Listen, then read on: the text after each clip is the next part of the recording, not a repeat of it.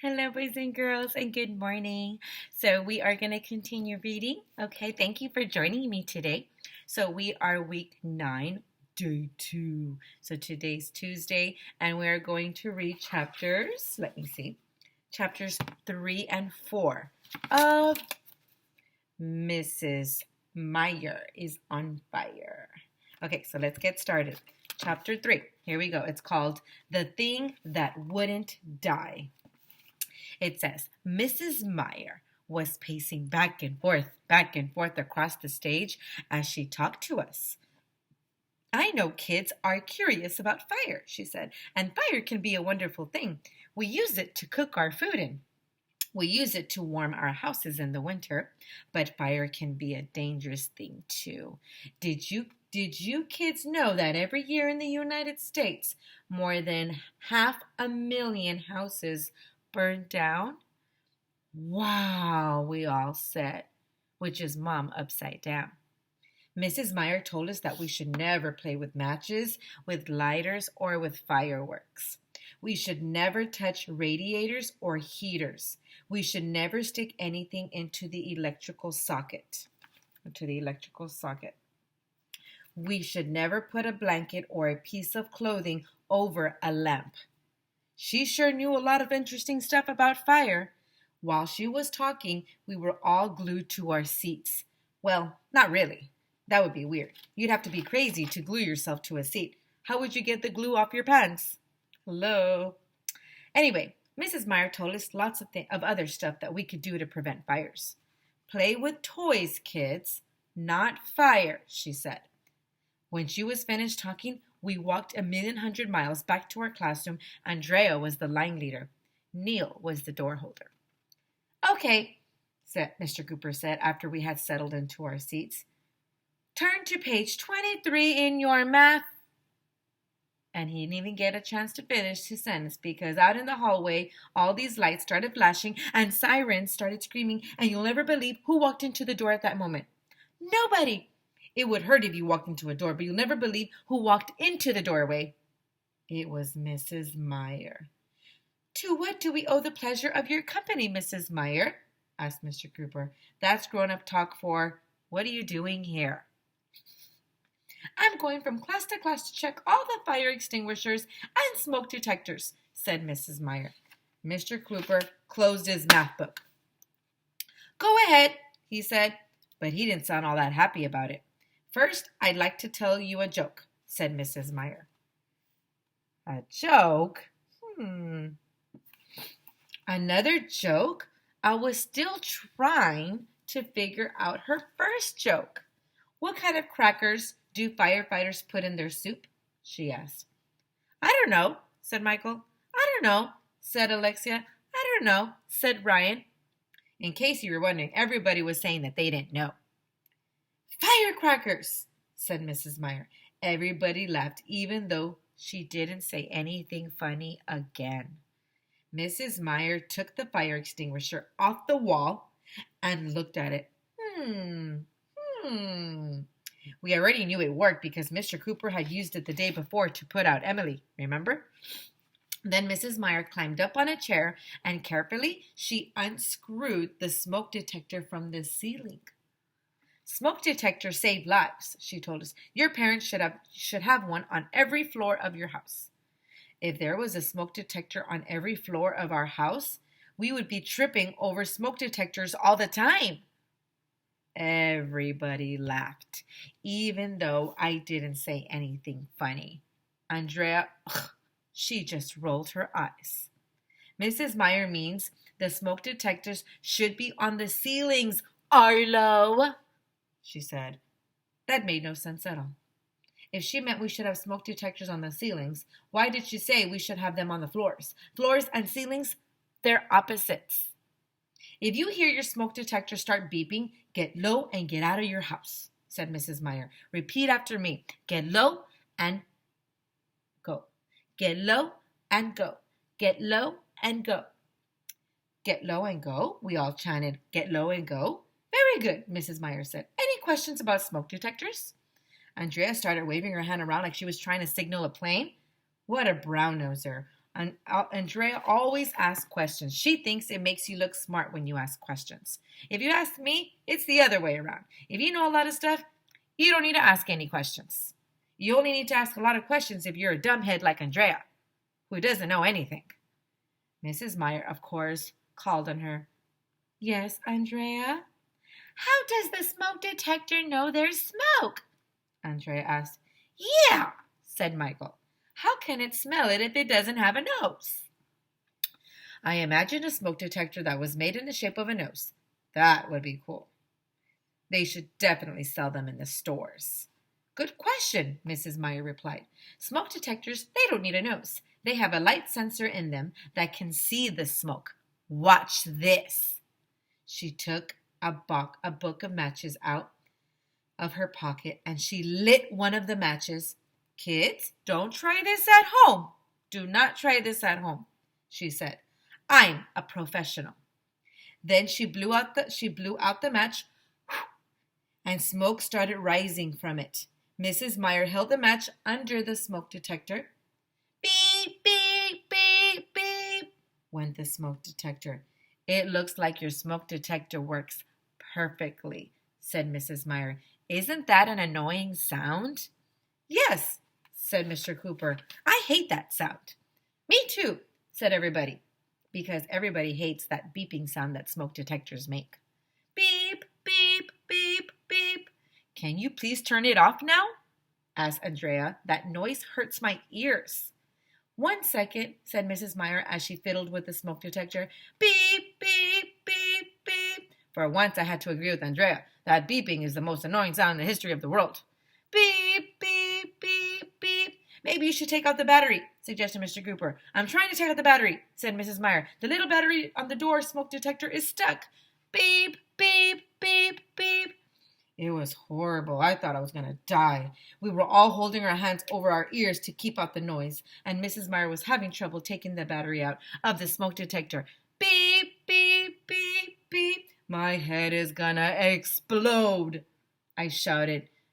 Beep, beep, beep, beep. It's driving me crazy, shouted Emily. We've got to do something.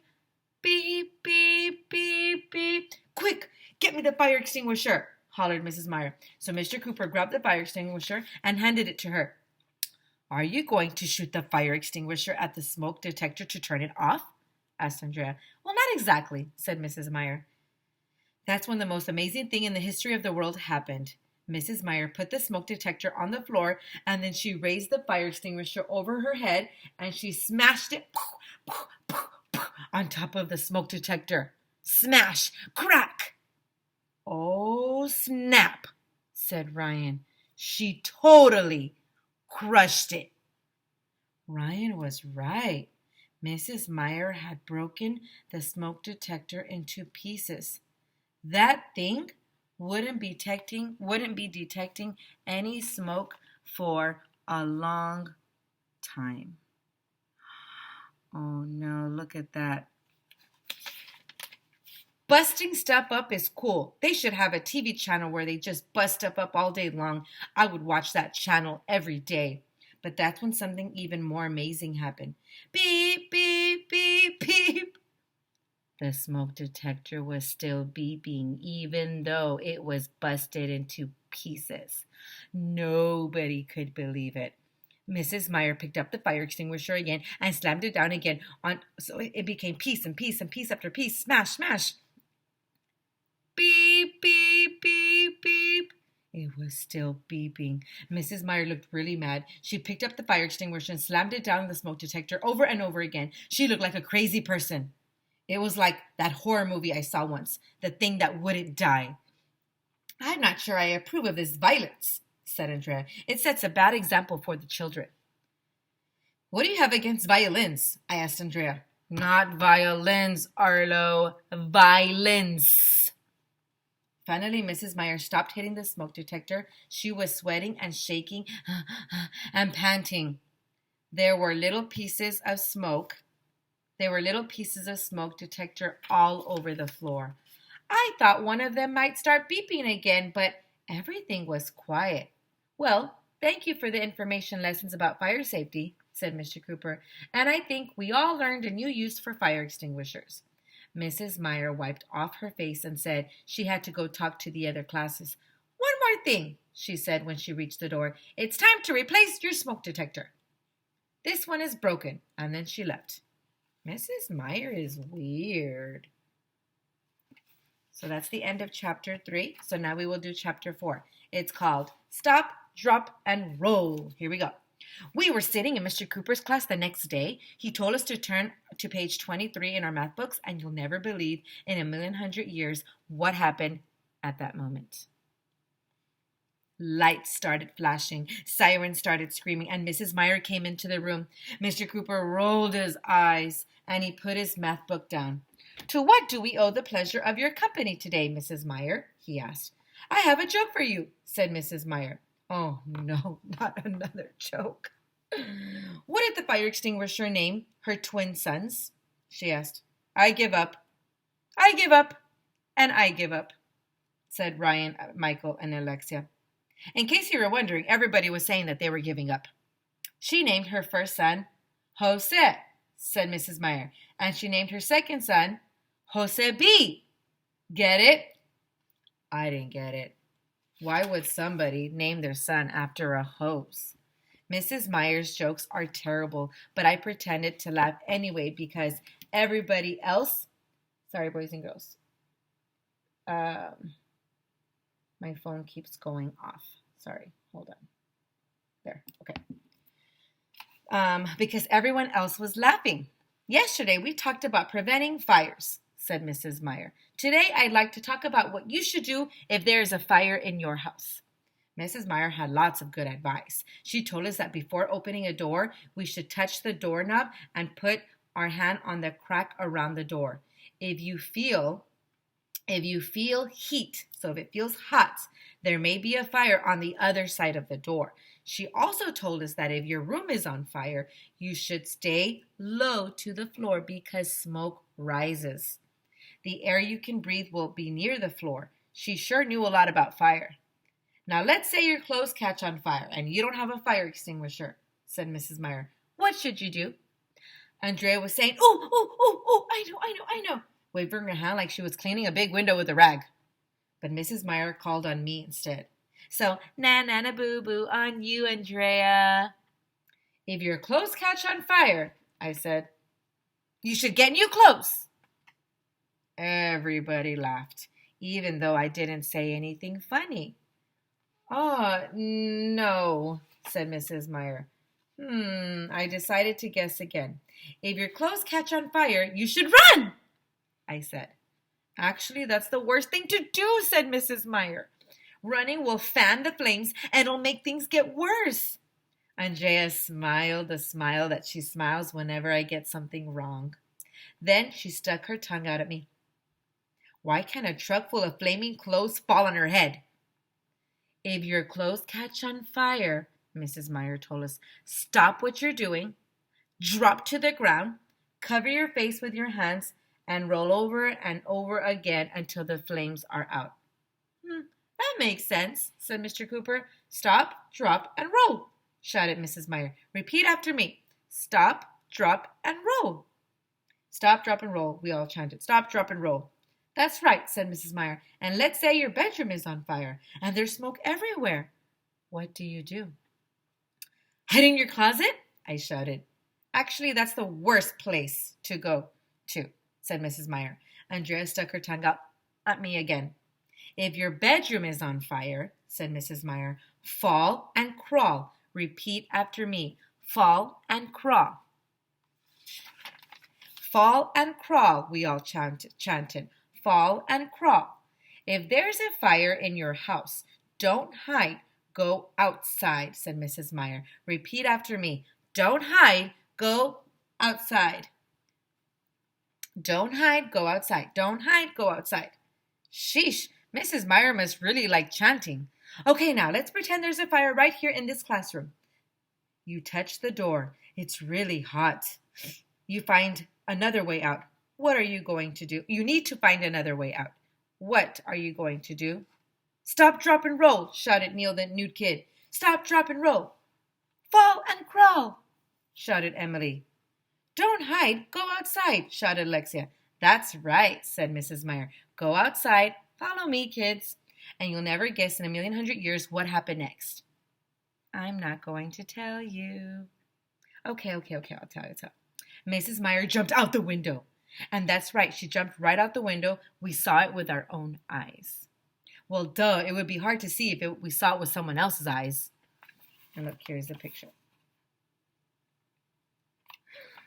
Very good. And Mrs. Meyer sure is lucky that our classroom is on the first floor of the school. If it was on the third floor, jumping out the window would have been a really dumb move. We were all too shocked to do anything. Mrs. Meyer was standing on the grass outside our classroom, waving for us to follow her. I'm not jumping out the window, said Andrea. Me neither, said Emily, who always agrees with everything that Andrea says. Let's go, shouted Mrs. Meyer. Your classroom is on fire. There's smoke everywhere. What are you waiting for? Don't hide. Let's go outside. Then she started blowing a whistle. I looked at Michael, and then Michael looked at Ryan, and then Ryan looked at Neil, and then Neil looked at Alexia, and then Alexia looked at Mr. Cooper. That's when the most amazing thing in the history of the world happened. Mr. Cooper jumped out the window. Hurry up! Mr. Cooper shouted to us. The building is up in flames! Quick, before it's too late! Go, go, go, shouted Mrs. Meyer, blowing her whistle over and over. So we all jumped out the window, even Andrea and Emily. It was cool. Boys and girls, that's the end of chapter 4. I hope you enjoyed today's chapter. Don't forget, tomorrow, Wednesday, I will read the next few chapters. And boys and girls, remember, if you have any books to return, please, please, please return them to the library or to the front of the school. In the front of the school, there's a yellow box where you can put your books. Okay? All right, boys and girls, have a terrific Tuesday. And don't forget to watch tomorrow's video. Bye, boys and girls.